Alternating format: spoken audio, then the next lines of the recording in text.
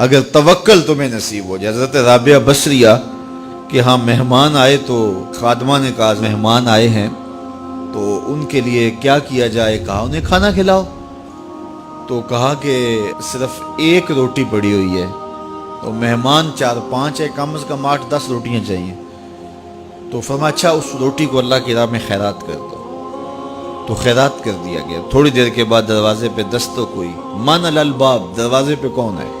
کہا فلاں کا فرستادہ غلام ہوں، میرے آقا نے آپ کے لیے کھانا بھیجا. خادمہ نے کھانا وصول کیا اور کپڑا اٹھایا، گنا تو 4 روٹیاں تھیں.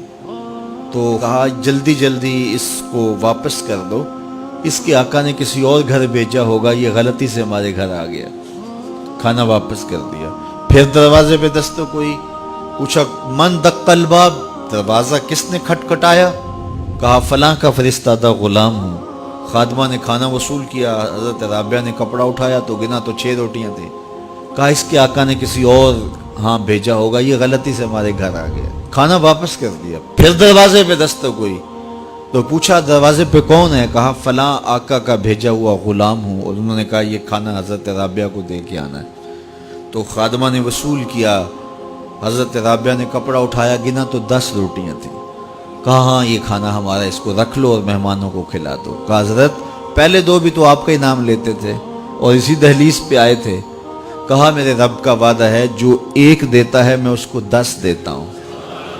تو پہلے 4 روٹیاں تھی، پھر 6 روٹیاں تھی. میں نے کہا مالک 10 دے گا تو تیری بندی وصول کرے گی.